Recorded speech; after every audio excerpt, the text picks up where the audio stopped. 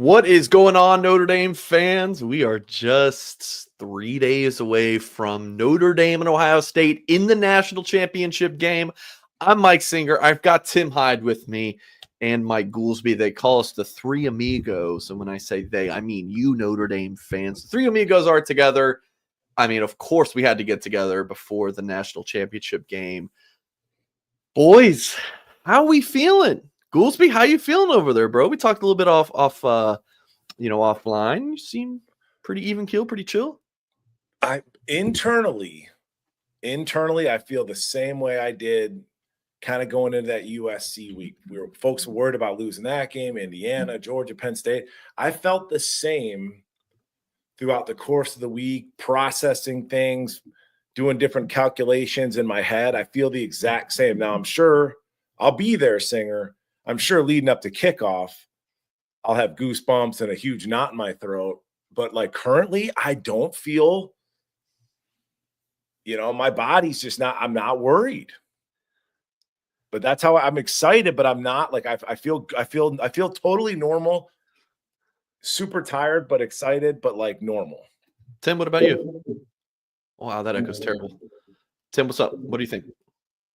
Oh, I'm good. I mean, I'm excited. It's funny. I was excited for the game. Hell, I'm always nervous. I mean, they're playing Navy. I get nervous. So there you go for that, right? But no, man, it's Ohio State. It's like this is the national championship. We talked the other day, Mike. Like this is what Notre Dame's, and this is what I grew up watching. Is these games? Notre Dame was in these all the time.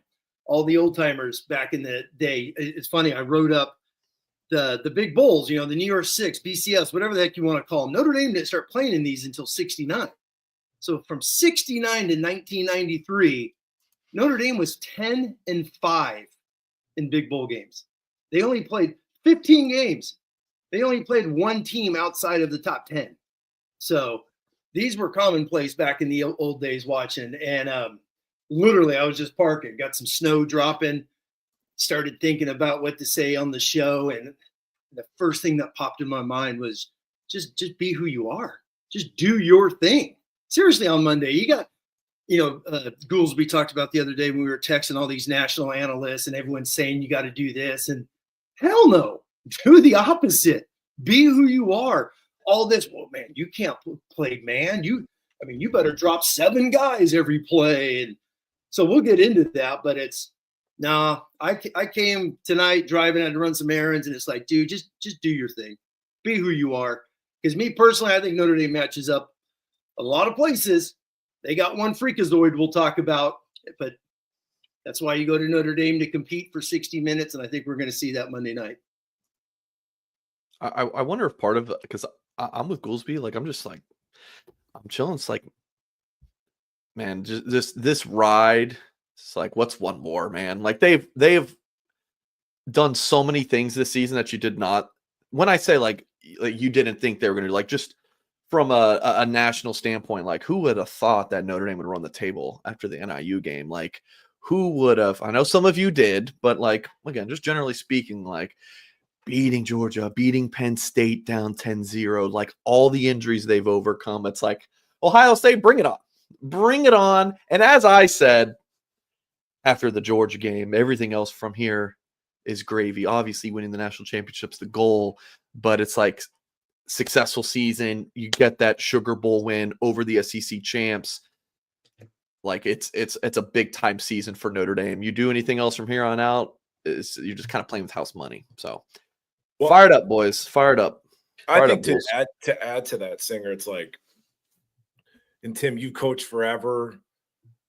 Dude, a season is such a long time. And, a football game in and of itself is a really difficult thing to win. But so much has taken place during the course of the season, whether it be injuries, whether it be the different types of teams you had to play personnel-wise, the different types of games you had to win. Freeman's, just his maturation as a head coach. And to your point, Tim, like, I think Freeman made his mind up. It's like, I'm going to do me. He's like, I got to be myself. I can't, make everything that's tied to Notre. I can't make everybody happy. I got to do what I'm comfortable with. But all of the things that factored into this season, all of the experiential wisdom that these kids have gained and this coaching staff has gained, like there's not going to be much. I can't, maybe he could help me out, but during the course of this national championship game, it'd be really difficult to get Notre Dame in a position where they're like, oh, this is unfamiliar territory. They've seen it all. Yeah. Seen it all. They've been through it all.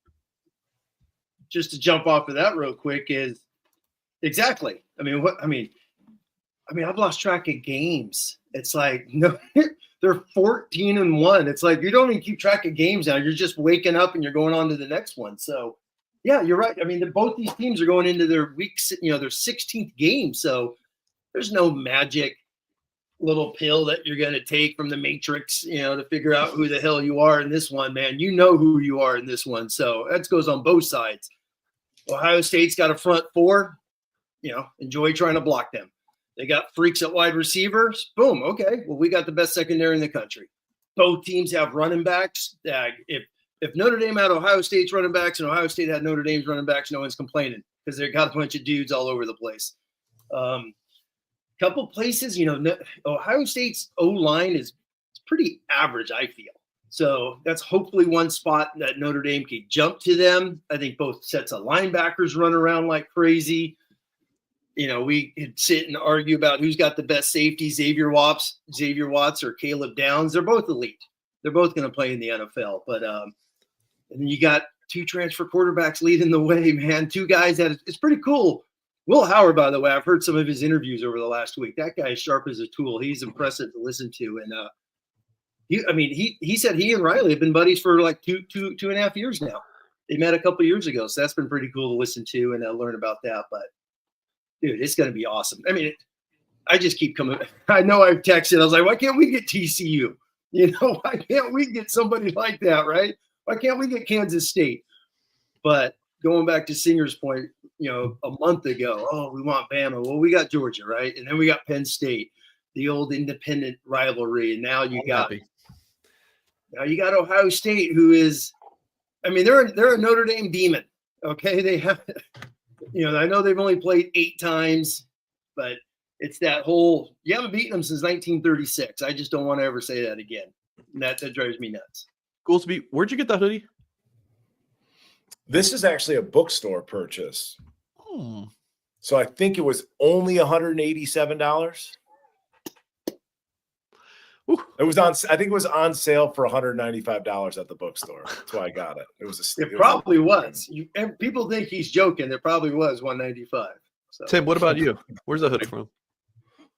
Oh, this is home field, man. I had the home field. I thought Goolsby was going to get some 1962 retro one on, so I busted this bad boy out tonight. So Tim, all my home field stuff is packed away, brother. I got a flight to Atlanta tomorrow, so I'm got all my gear with me.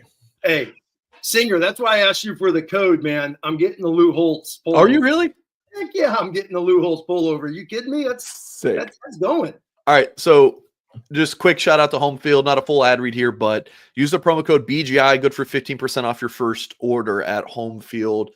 The Victory Project is what they're calling it. So arriving this spring, pre-orders end Monday at 12 p.m. Eastern. So we just go to the Blue and Gold Twitter. We tweeted this a couple days ago for the link. But yeah, or just go to homefieldapparel.com.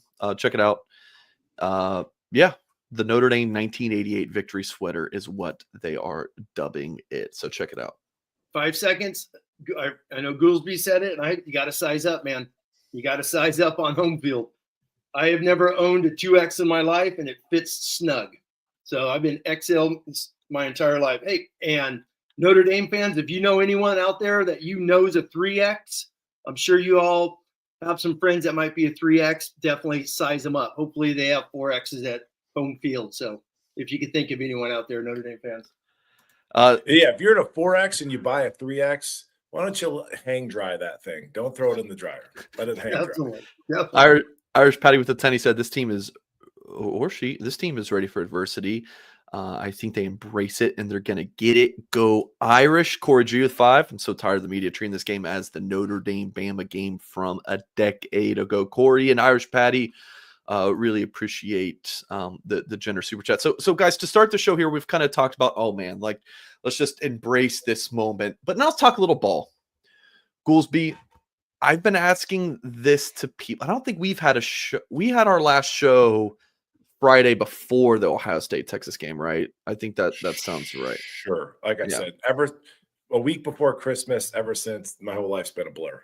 So I've been asking this a lot of people this week, like, where do you think Notre Dame has an advantage over Ohio State, and then vice versa? We can maybe start with the Notre Dame. Like, where do you think Notre Dame best can like exploit Ohio State? You could really take this any direction you want. Tim, I'm worried about tempo from Ohio State, considering Chip Kelly, best I could tell, kind of invented the hurry up offense. You know, that was kind of how he built his brand way back when. If I remember correctly, you know better than me. But I think our defense, dude. I think our defense. And it's like, right? This isn't me trolling anybody. You asked me the question. This is my answer. Okay. I think it's going to come down to our offensive line, but I'll leave some meat on the bone for Tim. But I think Al Golden was in a Super Bowl not so many years ago and lost. Al Golden played Ohio State not so many years ago and lost. And he was toe-to-toe the whole time, scrapping this thing out to the death. We can cover, go back to the preseason game, your boy, A+ corner grade, and that was with Benjamin Morrison. Without Benjamin Morrison, A++. 0 catches for Penn State wide receivers. Jeremiah Smith, who's a true freshman, and he somehow is a combination of Jerry Rice, Randy Moss, Megatron, and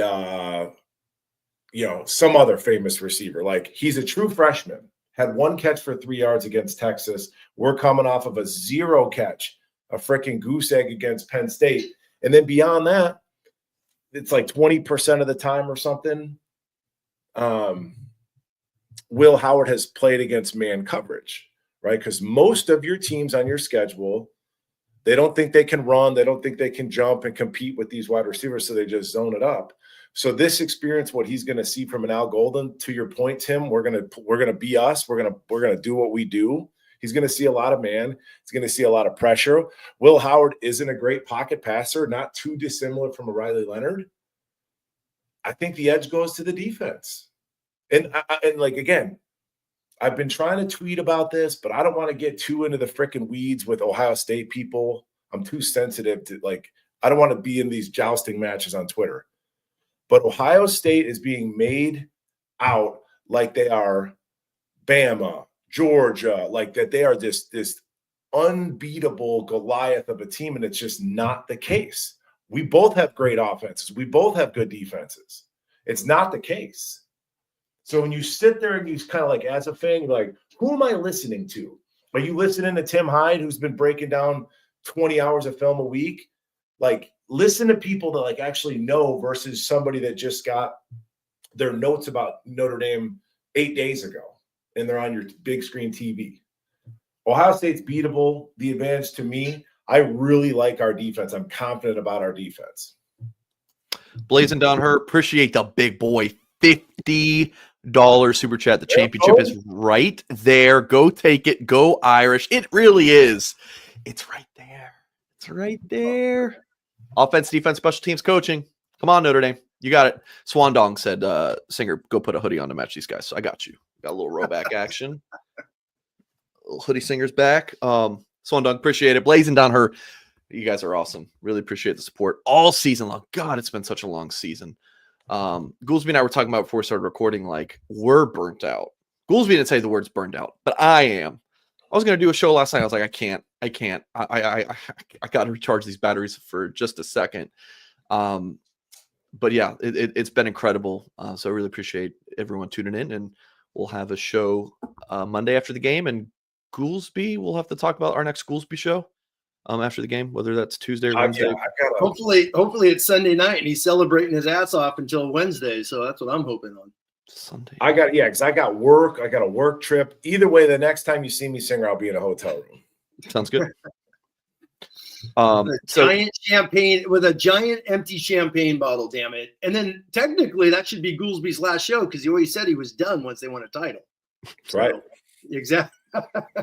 Hey, that would be a great problem for you to have. God, please. Yes. If I come back, these jerseys will be number 45. You know, you get it. The Jordan reference singer. Did you get that? I plead the fifth. I don't comment.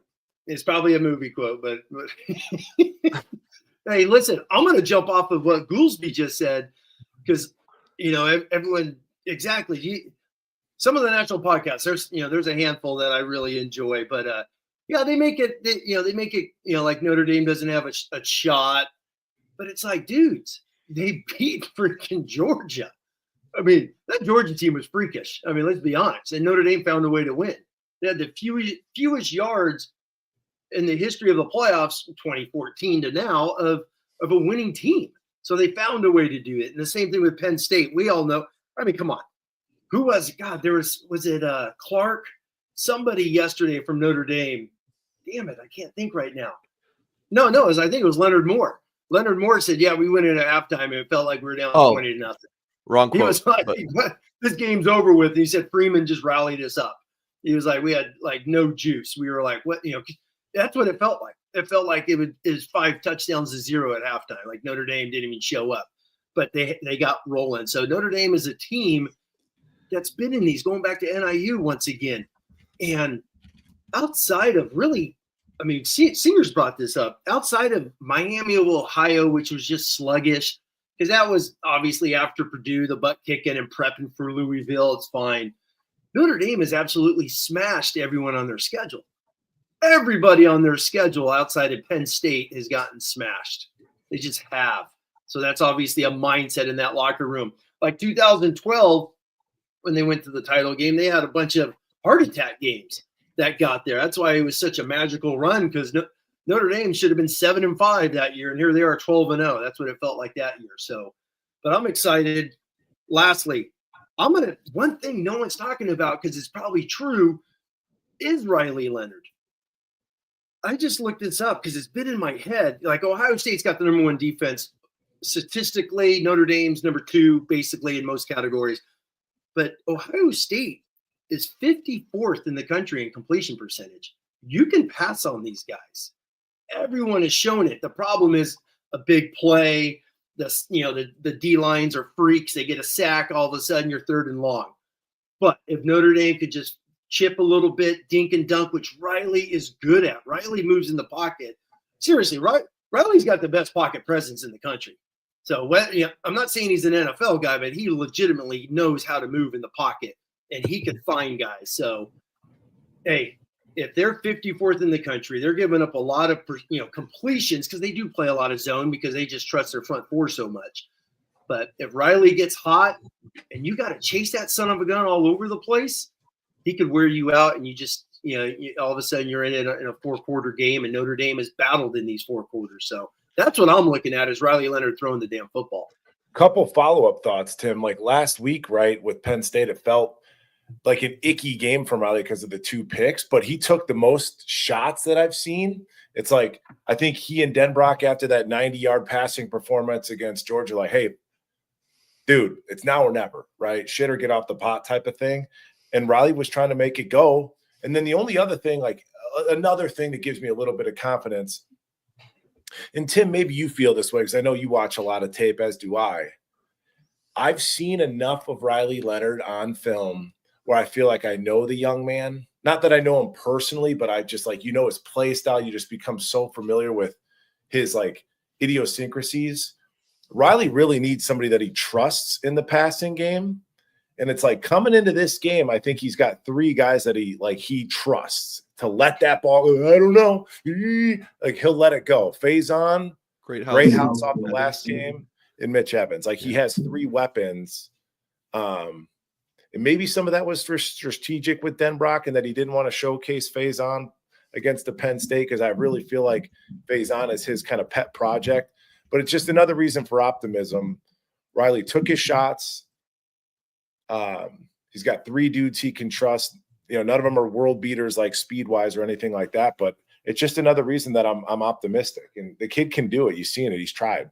Let me jump right out there because that's exactly the way I've been thinking. Evans last year was the man amongst boys against the Buckeyes last year in that game. I'm telling you, Texas threw, I think, 14, 15 completions to tight ends and running backs. I mean, you could get these guys in between the hash marks. You could get these guys into the flats because their corners are always, whether it's cover 3 or quarter man, the corners are going to play outside on the ones. And one thing Denbrock does a great job of is short motions with Faison. He's always moving Faison, Great House from one side to the another. So you could play with those guys and get them open underneath. Going back to Riley Leonard, his strength is moving, D gap to D gap, moving inside of those, those holes up in there and finding the open guy. So that's why I really think he could do that. Michigan, obviously, I think Michigan had like 30 yards from their outside receivers. They only threw for 90. They basically had a Notre Dame, Georgia type game. So, but they beat them with tight ends at key moments. Tight ends and running backs is how Michigan had their offense rolling in that game. So Nebraska, the same way, a team that was an inch away from upsetting them. There's a couple games Ohio State is like lucky as hell to even make the playoffs. They got bailed out in that Nebraska game, and they're not even in this damn thing. So I'm telling you, man, I know we say run the ball, all these things. It's going to come down to the quarterbacks. It's the easiest, stupidest cliche to say in sports, but it's so true in this game. I think Riley Leonard is just going to have, man, I picture him having a magical Monday night. I just do. I think he's going to cause havoc for those guys because they play so much zone and rush just for a lot. Yeah, we know Leonard's going to have to play the game of his life for sure. ND Milton fan, $5. Notre Dame wins by last minute field goal. Do you run nude in the street screaming, "We are champions"? Gloat to your favorite OSU friend or cry alone. Why not all three, man? It's going to be a long night. So just do all three. That would be my suggestion. There you go. Appreciate it. ND Milton fan, good to see you as always. Justin with the 10 says, what an incredible season. Follow, proud of these guys and how they keep showing up no matter the opponent, no matter the place, always fighting. Thanks for the show, gents. Go Irish. Justin, really appreciate the generous $10 super chat. Swan Dong, Blazing Down Her, appreciate you guys again as well. Go ahead, Ghouls. One last thing on the quarterbacks. And back to being kind of familiar with Riley.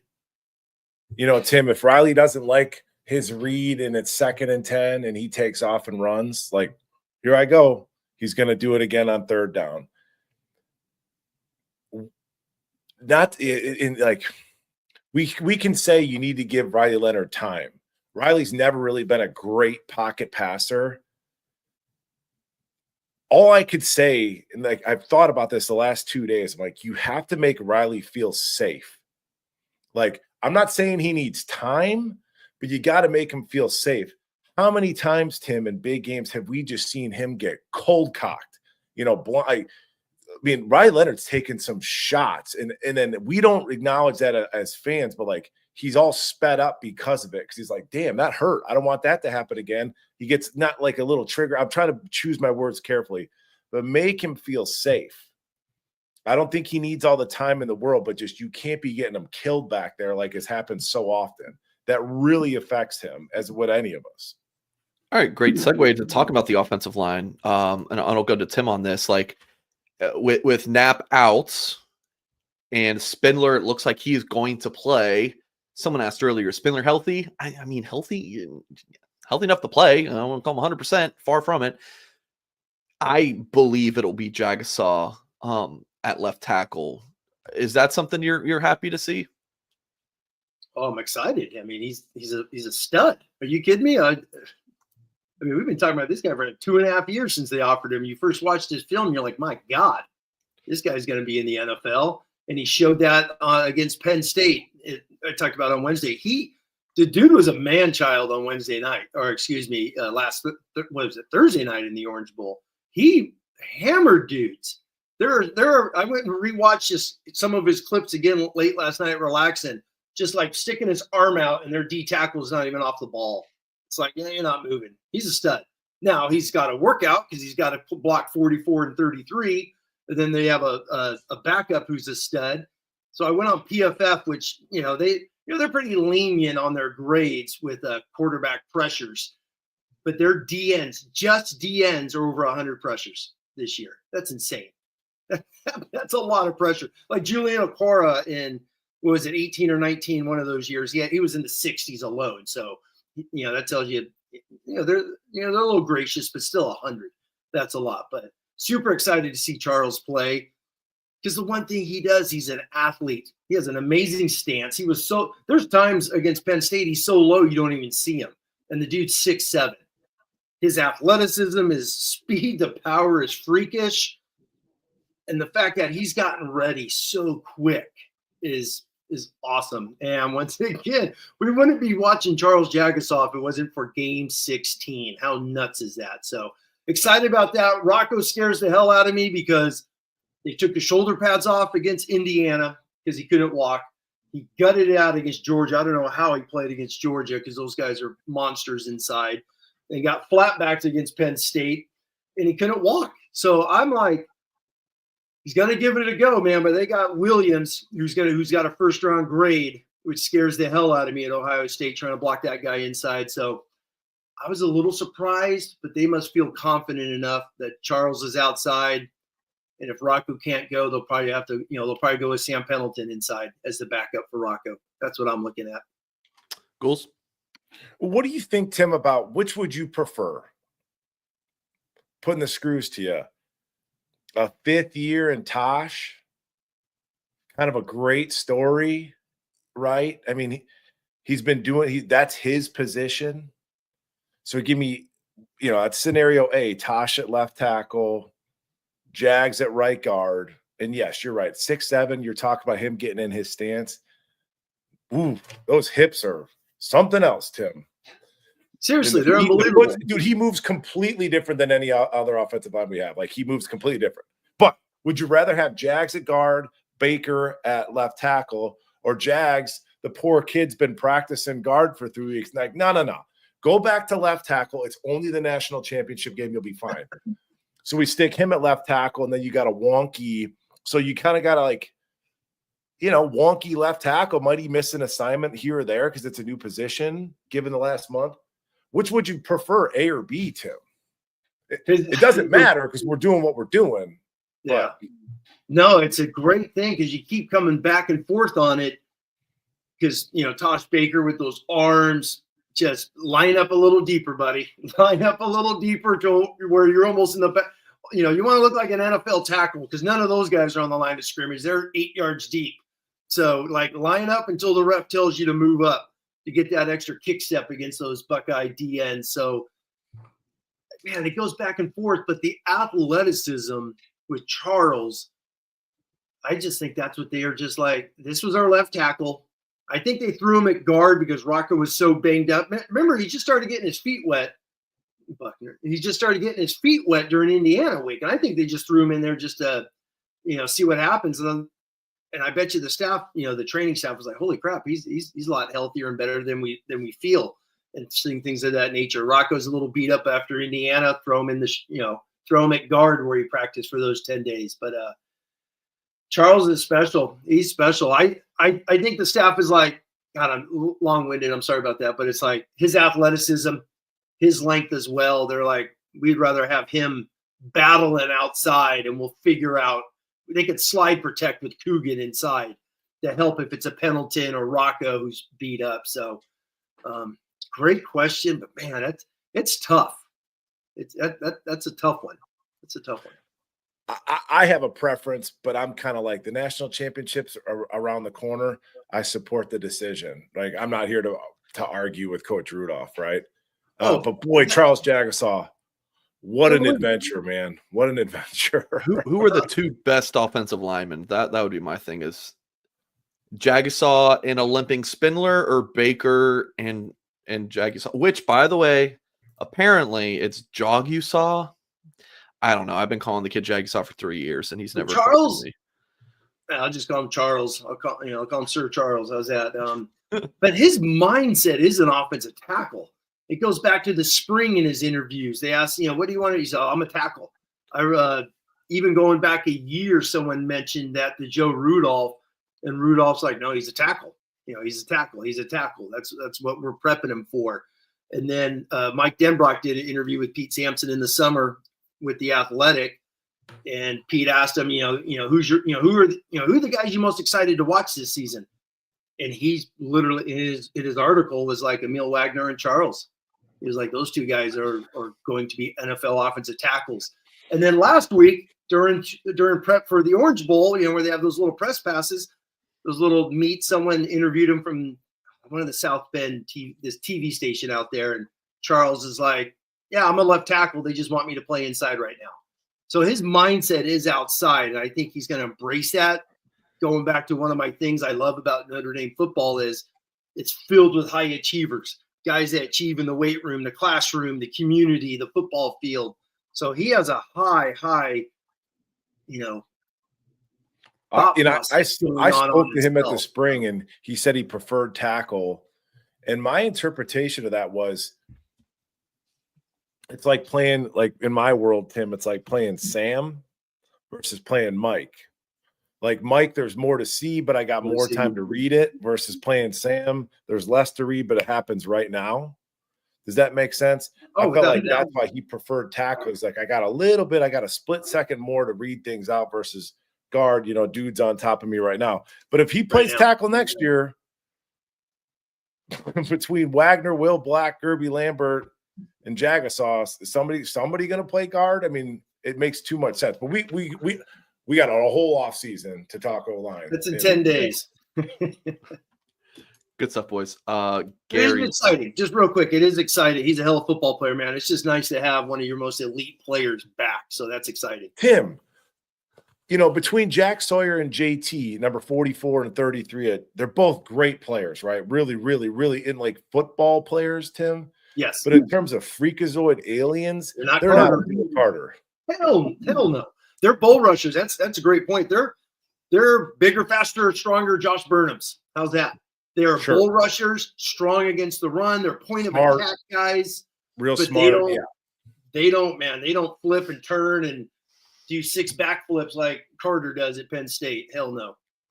That was my whole thing about putting Baker back out there at left tackle. It's like he just went against 2 freakazoid aliens at Penn State. It's like, so his acclimation, handling.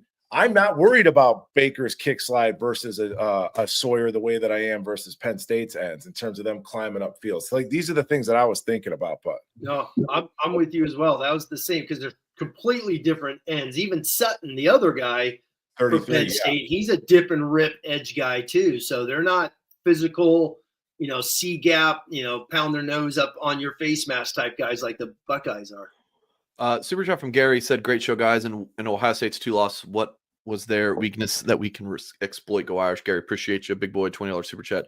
I'll go. I specifically curious. Like I think a lot of people watched the Michigan game. What about the Nebraska game? Like what happened in that game? It's funny. I just started watching a bunch. I forgot about that game. Because there's been 22 games on the schedule, so you forget one. There's the Buckeye. It's Goolsby. It's the noon kickoff. They had like 8 in a row, and I think they were bored. They're playing crappy Nebraska, and that's how they played. So some of these games, I'm a big mindset guy.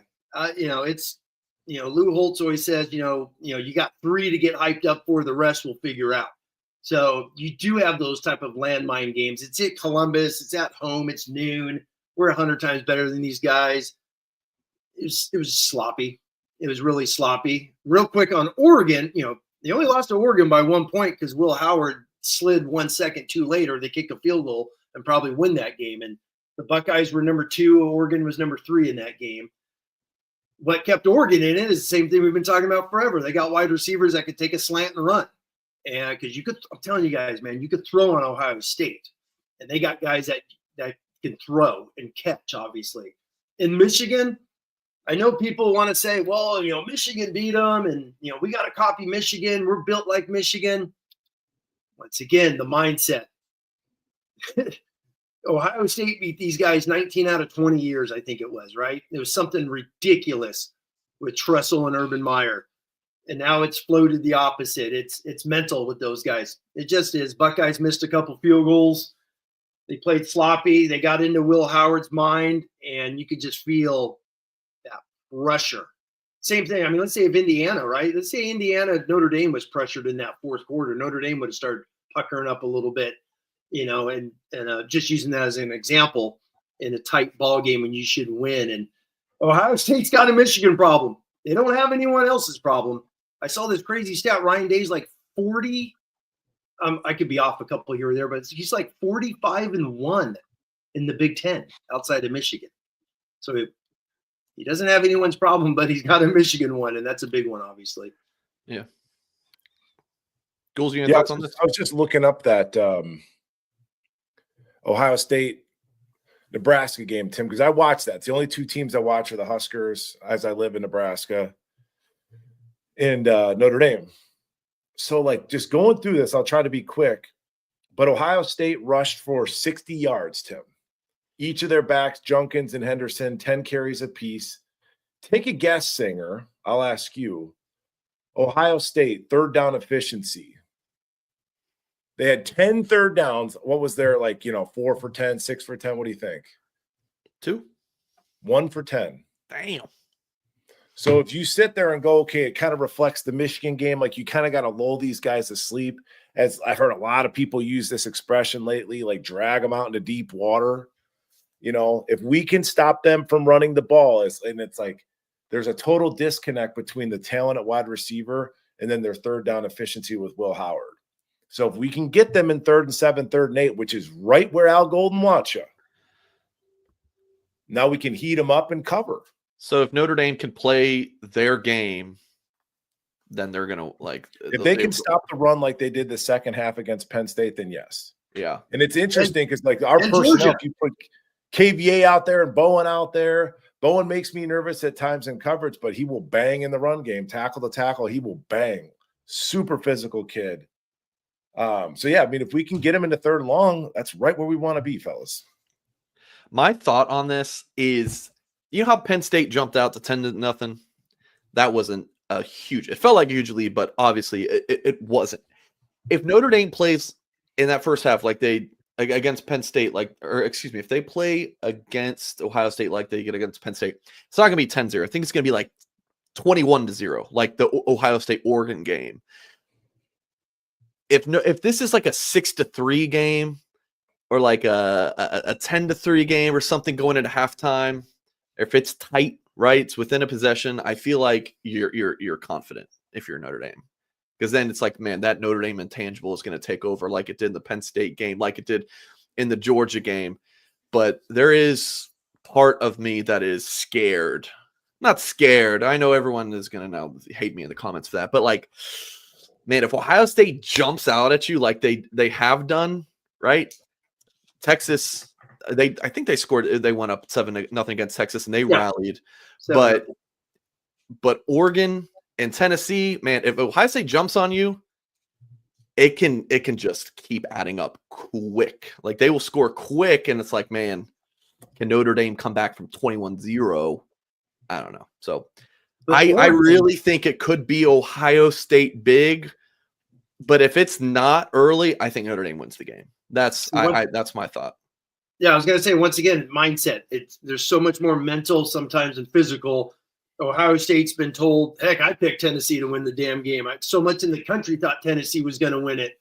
So, there's a lot of people, when you look at the computers and the committee and the analytics and all that BS, Ohio State probably should have been on the road.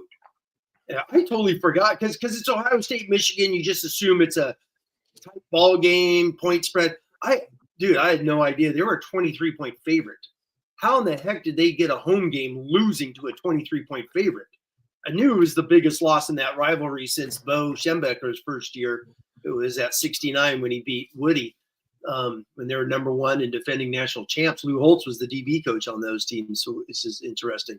But there's no way in hell they should have gotten a home game. They should have been on the road. So they should have been on the road against Tennessee. Tennessee, 70% of that stadium's Rocky Top. But it pissed Ohio State off, and they just torched the heck out of them. And then Oregon game. I watched Oregon was atrocious on defense. There's dudes wide open, wide receivers with 8-10 yards of space and like who is covering this guy? Jeremiah Smith was like not covered at times. How? It's like, what the hell are you doing over there? So they just torched him early on. I think that was another mindset game.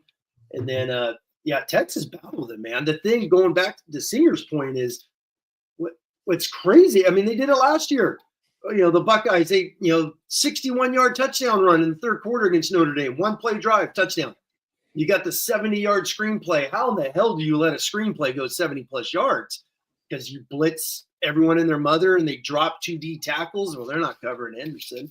So just don't do dumb stuff. And go back to Goolsby's point to start this show, man. Just play with confidence and be yourself and be who you are. And I think Notre Dame is right in this game for 4 quarters. I think I totally agree with you, Singer. I think it's inarguable. The longer this game stays close, right. the uglier this game is, we should all be licking our chops. But Tim, the guy that scares me, depending on what linebacker combo, because we've got half a dozen in terms of personnel.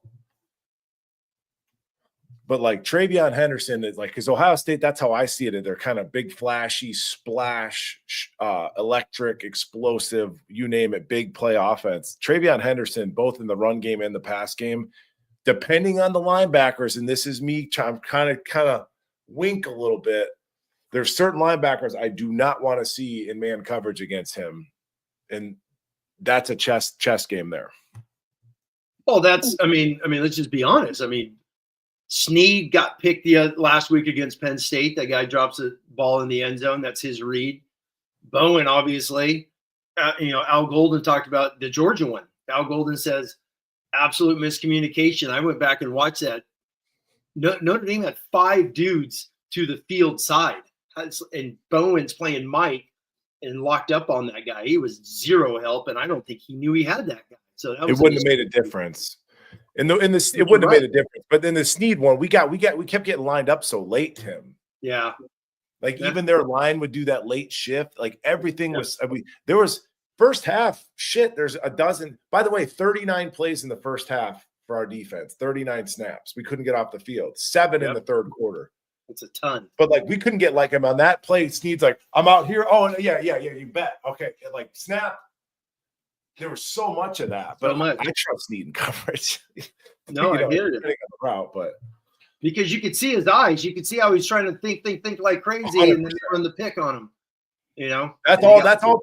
Penn State didn't beat us up or anything else like that. Out physical us, and they ran hurry up, quick count. Yeah, and we're like, what the hell? We just got the call from Coach Golden. Boom, the ball's being snapped. I mean, that's why it was 3 yards, 3 yards, 3 yards. That's why it felt did that with. And they did that with Tyler Warren a couple times on some of those deep wide bend routes where they got, set late or he short motions late and not a check, and he's catching 25-yard crossers. He's not, he's just not running around. It's just a deep bend route that they let open. Let me jump and be devil's advocate off of both of you guys. You guys both say you want to get to the fourth quarter. Well, Notre Dame's done that the last 2 years. And I know everyone likes to piss on Ryan Day and whatnot, but Ryan Day's football team's been the bigger, stronger, faster football team in the last 2 years in the fourth quarter against Notre Dame. And that's kind of one of those things. They were a DJ Brown play away from that being different. I hear you, but I'm just thinking realistically. Hold on. They went on a 15-play, 65-yard drive where they had to win. Notre Dame's got the lead, and they go down and score. So you're saying if it's close in the fourth quarter, you think Ohio State wins? No, I'm not saying they're going to win. I'm just saying they're not these soft puppies that are believe. 100%. They have beaten Notre Dame in clutch time when it matters the last 2 years. So just got to keep that in mind. And obviously 2022 is like 6 years ago. It feels like the 10 man on the field thing gets talked about way too much, in my opinion. It was more the DJ Brown, like that needs to be talked about. More 10 men on the field, like, okay, maybe they could have, had an extra guy to stand around. Like, to me, it was the DJ Brown. Oh God, you guys are giving me nightmares. I buried all this so far. I didn't bury it. I'm thinking about the offensive series. Remember, we got real cute. the last time we had the ball. Oh, but they completed. I want to say they had 2 4th down completions on that drive too. One of them was just a drag where they just barely beat Harper crossing the middle by like half a foot. So no. I know the 10 men get all the thing because that's the end. But we're going into the national championship. Stop. Talk about something else. Talk about something else. It's bad mojo. Bad. I got you, Irish Patty. Appreciate the 5 from earlier. We'll get to that in a little bit. Okay. So let me bring in. I'm tickled pink when I say something about ball, and you guys are like, "Yeah." To Singer's point, I'm like, "Shit, I'm hanging in there." So from my perspective, would you guys agree Notre Dame? And I just need a yes or no. Like Notre Dame's going to score between like 17 and 27, somewhere in there. Was that where you guys are kind of? That's what you're thinking. I'm more optimistic, and again, points can come from 3 different facets of the team.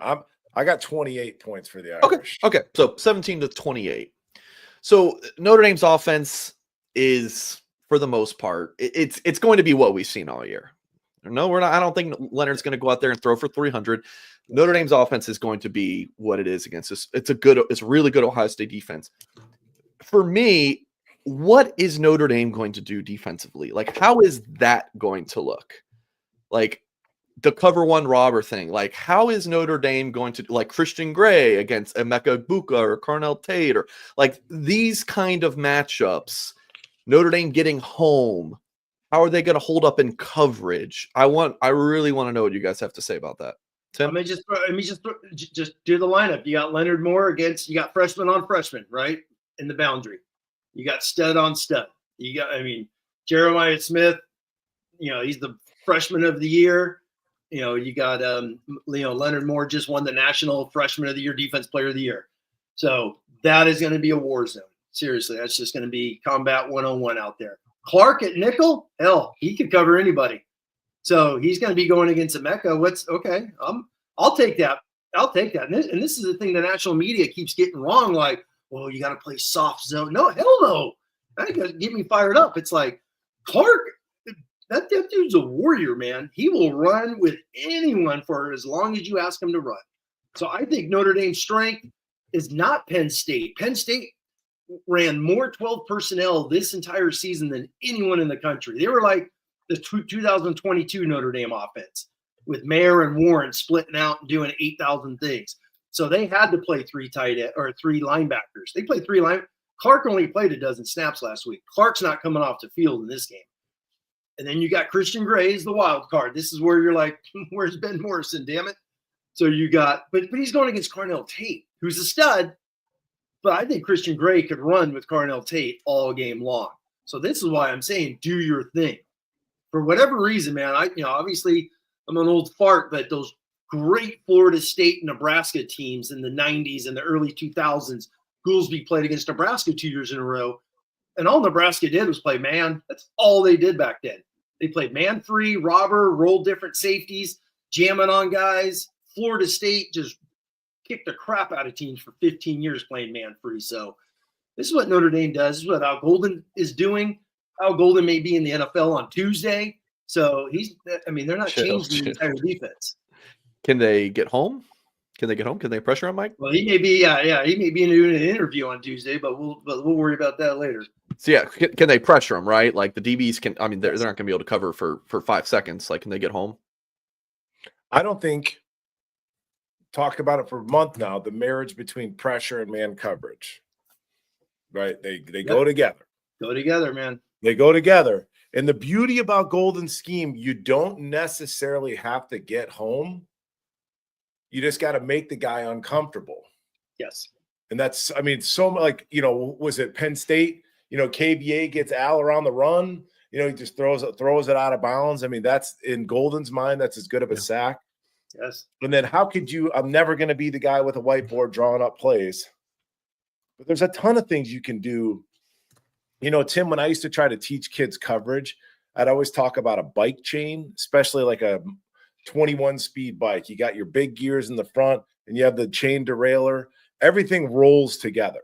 Yep. So it's like you could fire Clark on a nickel blitz and then have Kaiser go into coverage, and there's a million things you can do. And Al Golden will pick his freaking spot. It won't be on the first drive. And he'll pick his spot and be like, boom, great job, Al. Didn't see that coming. And you never quite know when he's going to pull a little rabbit out of a hat. And if you've got 7, 8, 9, 10, 12 third downs, he's going to do it 5 out of the 12. And that's how you win a ball game. But I disagree with you, Singer, that the offense is what the offense is. I'm telling you that coming out of that Georgia game, throwing for 90 yards, Denbrock knew what's up. Riley knew what's up. Riley throws for 230 yards with 2 interceptions. And Tim's been saying it all night. You can throw against Ohio State. Yes. And we talk about – I'm just telling you, man, between Greathouse just put a ton of hair on his chest after that last performance. You know, Faison's going to give you what he does. Mitch is ready to get the hell out of here, Tim. You know, increase his draft stock a round or 2 in this game. And then you got Riley's legs. I'm just telling you, man, the book isn't closed on this offense and Riley's continued development, even if I'm just trying to manifest it into existence. I love it. I'm here for it. And going back to Will Howard, on defense, we'd always tell guys, it's chasing ghosts, man. Make them think they see something that's not there. And, That's right. I'm seeing ghosts, man. It's like, oh my, and that's what he looked. You watch the Michigan game, Will Howard had big eyes because he didn't know where dudes were coming from all the time. They're dropping 7 and 4 guys are coming from all over the earth. It just get them. And then occasionally they bring a 5-man heater and get after him. So you got to make him chase ghosts, make him think he sees something he doesn't. It's not all about sacks. We talked about that earlier with the Buckeyes. Obviously, they get a ton of sacks. It's just havoc, man. If and they did that with Drew Allard. They didn't get to him, but Drew Allard had to get rid of it. And that's if you're not accurate because you got to throw a hair too soon, or you feel pressure and you're throwing it. Those things happen like crazy. Just a perfect example is the interception. He's feeling a little bit of pressure, tries to get that deep drag route. Christian Gray picks it off. So it's possible. Will Howard, he's had a hell of a season. He's only really had one bad game, and that's the Michigan one. PW with big boy bomb dono here, 99.99. We'll be smiling the entire game thinking of what this team has accomplished. I hope this game is a celebration of the new era of college football. So grateful for the 3 of you. Hope you all just enjoy the game and forget the job for at least a bit. Oh man, I'm so fired up. It is going to be incredible for everyone to go into the game. If you haven't been to Mercedes-Benz Stadium, it's definitely one of the best atmospheres inside a stadium and college and in the country. It's absolutely incredible. Been there many times. Absolutely love it. PW, always good to see you in the chats. And I'm not just saying that because you dropped the big boy donos. It's always good to see you here. I really appreciate the support. Got a few other super chats. We'll get to those here in a little bit. Yeah, I just going off Goolsby's real quick, a quick PFF numbers. So they grade pass rush, which is havoc rate, getting there. Notre Dame doesn't have a ton of sacks, right? Like we said, I think they have 37, 38. Ohio State's got 50, 51, low 50s. Ohio State's got an 8. They're 8th in the country when it comes to pass rush. Notre Dame is 17 out of all Division I out of 134 teams. So 17. That's telling you they are causing quarterbacks to throw the ball a hair too soon. They are getting their butts there. They're not sacking them, but they're hitting them and they're getting rid of the ball quick. So I just looked that up today at lunch and I was like, wow, I did not expect to see a high pass rush grade out of Notre Dame. So I found that pretty impressive going into the game. Ghouls, before you sign off, do you want to talk about prediction time? Talk about that? Can we look before we get to predictions? Tim, okay. Let's talk MVP. I'm going to buy you 5-10 seconds. Okay. Can you give me and let's try to hey, offensive MVP. You can't say Riley Leonard. Let's make it fun. I like that. Yeah, that's too easy. Offensive. I'll go Jordan Faison. He's the slipperiest dude out there. He did it against Georgia. Obviously, he was the Sun Bowl. He's the one guy, and we've been saying it ever since he scored against Louisville last year. He's the slipperiest dude out there, man. He's the one guy that could cause havoc with motions, dinking and dunking. I know you're not a fan of throwing Jaden Thomas the quick screen, right? As he's lumbering. There's no dude. That guy, I know he's listed at 210. Come on, that guy's like 242, trying to catch that thing and go. MVP on D. I'm going Leonard Moore. I probably just jinxed the hell out of him. There you go. You guys can blame me. Smith's now going to catch 12 for 212. But I'm going to go Moore because he's going to be matched up on Jeremiah, and I think he's going to play his absolute tail off. So that's what I'm fired up about is that matchup because it's going to get highlighted all game long, and he's going to play amazing. Singer, you want to jump in? I do.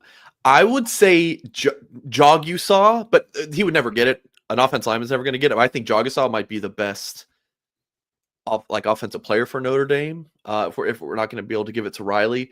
But realistically, give me like Mitch Evans to go for like 787 in the tutty. Okay. Bob in the chat said Mitch. There you go. And then defensively, give me Sneed like a sack, like 8 tackles, but that sack being like a forced fumble. That gives Notre Dame the ball in a key spot. Give me Sneed. He was maybe not 8 tackles. Maybe 8's a little high, but like 5.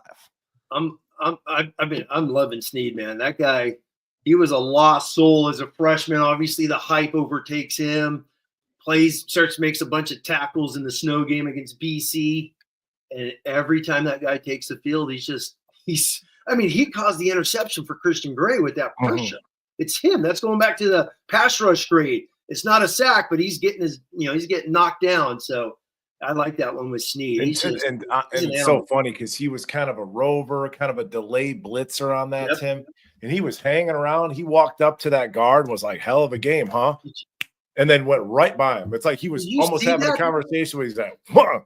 But the speed, he was flat-footed. Didn't even get a hand on him. Just his explode. He was flat-footed for half a second and just went. Yeah. Like that. That's called athleticism. So, yeah, and I think a lot of people wrote Sneed off. He's a bust. And it's like, again, you don't know what you're talking about. Same thing with Christian Gray. If you're going to dog Christian Gray, you don't know what you're talking about. And it was like that kid had a lot of physical gifts. I mean, he is a gifted kid, Sneed is, Tim. He just had to get caught up. Real quick before I give you my MVPs, Tim, something I think about, because they tend to have Sneed as like an edge setter in the run. He kind of forces the ball, spills it, whatever he does. And I'm like, man, could you not have like a Drake and a KBA set that edge and then let Sneed just fly from the inside out? Like put him at 5.5, 6 yards of depth and just say, see ball, get ball. Like they're going to set the edge for you. Just track it inside out. But no, I was going to say he did that against Penn State against 12 personnel. He was setting the edge really nicely. Oh, hell yeah. There's some fits. He has gotten so going back to, man, I just love watching that guy because he feels he's getting so much better. There's a couple of Penn State ones where he just lights up a guard. You don't see him because he's lighting up a guard. That guy, remember that left guard's 360 pounds. He's engulfing him, but he's taking away a cutback lane and someone else is making a tackle. You come out of the pile and there's number 3 at the bottom who just fit in the B gap to force a run stuff for someone else. So his improvement is awesome. He's just a kid that you feel like is owed a big play. Yes. Whether it's something in coverage, it's like he's been playing so well. It's like there's a moment there potentially. But since nobody said Jay Love, and this is the offensive equivalent of a Jalen Sneed in terms of just natural speed, crazy fast, crazy explosive. And Jay Love knows what it is, man. He's kind of starting his own Heisman campaign, like if you've kind of listened to him in the press, like he started, Notre Dame's not going to do it for him. And I've just seen him come out against USC, put the team on his back. I've seen him come out in the Penn State game, second half. Tim, the tempo, the body lean, the intentionality behind the way he runs the ball. And I think about, to your point, maybe some checkdowns, get it to him. Jay Love's my offensive MVP. And defensively, I'll tell you this much. Adon Schuler played like shit against USC, played lights out the next 2 games. Adon Schuler didn't have a great game against Penn State. Expect Adon Schuler to have a great game. Is he going to be an MVP? No. Where was Xavier Watts last week? Kind of just disappeared. Kind of was just this is a Xavier Watts game. He comes back, Tim, could have went to the league, wins in Nagurski. He comes back to do just this, tell me he doesn't win your defensive MVP. All right. It's a great point. Both those say, Schuler was, I said this is probably mean on Monday night. Him and Osbury look like JV kids out there against Penn State. I'd never seen those two guys play so bad, but Watts, the same thing. And those guys are all electric against Georgia. So, all those guys could do it. But great point on Watts, man. He's been a stud. He's just been a stud. And it's funny going back. I know we haven't talked much about it, but the Buckeye Twitter, freaks are just hilarious. How they just, Watts isn't that good. He only gets picks because teams throw it to him. I'm like, I literally have seen people tweet this. It's like, are you just dumb? But yes, we know they are. But anyway, I'm sorry, guys, if you're watching. But it's like, no, that dude robs. That guy makes plays. Go back to the Indiana interception, diving, robbing interception. So Watts is a stud. Absolute stud. All right, Goolsby, I wanted to get you out after an hour. Yeah, because I know you have a very, very early morning. We have some super chats that we're going to get to. So me and Tim will hang on for just like an extra little bit. But Goolsby, I want to get your prediction. I can hang out. Here's my prediction. Okay. And Tim, I do no research on this. It's just I hate predictions this year. I'm just might be sitting on the toilet and the score comes to me, right? 28-27. Now, I was doing a show with John the other night on Patreon. And I said 28-27. He's like, you're kidding me. He's like, that's my prediction. So and that's kind of an obscure prediction. And I could see this. I'm like, they go down, they boat race us first drive, Tim, and they miss the extra point, and it comes back to bite them in the ass. It's going to be one of those type of things. I'll take it. Yep. I'll take it. I'll take anything, damn it. It's like, let's go. Let's go. I know I've mentioned this before, because I have so many blue and gold illustrateds. I literally have a stack of 6 losses from Ohio State. They're in its own little shelf. And I've always told my kids, don't touch those, damn it. Because one of these days, there's going to be one sitting on top that's going to just get rid of the rest of them. I just want one issue with a cover with the victory in. I'm with you. I think they're gonna find a way. They're gonna find a way. They're going to find a way. They've been finding ways since September 8th at 5 p.m. at night, basically, since that NIU game ended, whenever the heck it was. But they've been finding ways. I think they're going to do it. It's year 3. The magic's real, and not only just the magic, it's the team, man. It's a damn good football team. Athletes all over the place. The guys they've lost is just insane. The fact that they're here, which is bodes well for next season, man. Oh my God, they're getting so many guys back. So it's gonna be exciting. All right, Tim and I, after this show, will be recording our predictions video, and that will go live Sunday. So Tim and I won't be giving our picks yet, but I definitely had to get Goolsby's because we won't have Goolsby back on the channel before the game. Goolsby, you good to stick around for a little bit more? 5-10 minutes or so. But yeah, I gotta be up at a couple super chats. Hey, real quick. Yeah, I'm having that tailgate, and I'm getting like, dude, there's going to be like a lot of people there. Don't be afraid to bring a couple beers because your boy might run out at this tailgate at the Natty. Hey, real quick, make an appearance.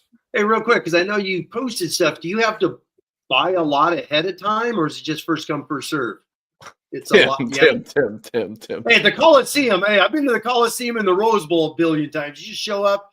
I've been to Chargers games. You show up and you go tailgate. No, my dad took care of it because he's driving up from Tennessee for the game.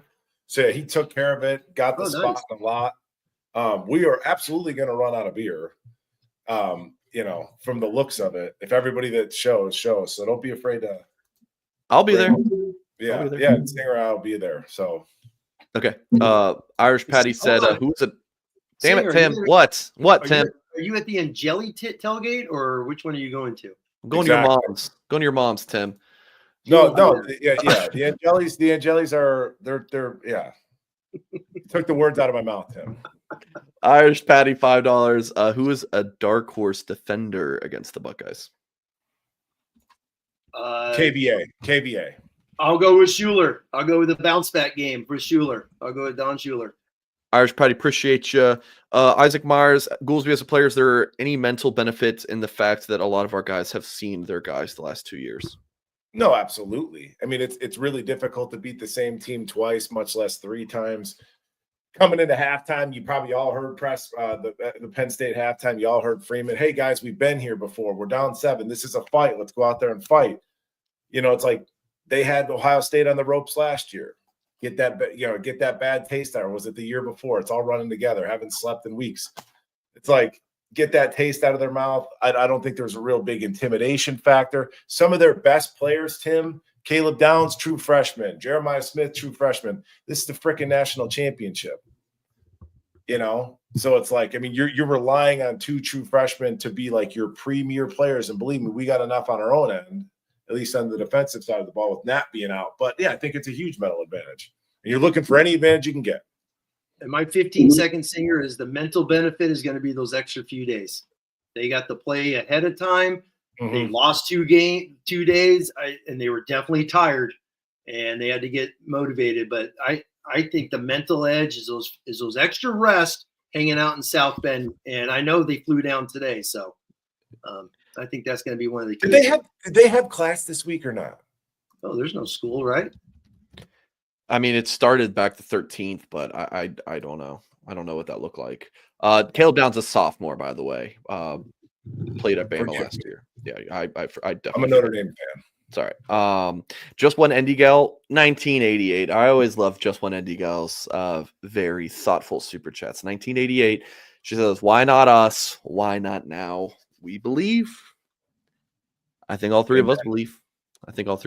Just One Indie Gal. It's always a pleasure to see you in these live shows and appreciate your support. Michael Schwinger. I'm telling you, this is a fake person who just made up a name that sounds just like mine. I mean, come on. Are we going to ignore this?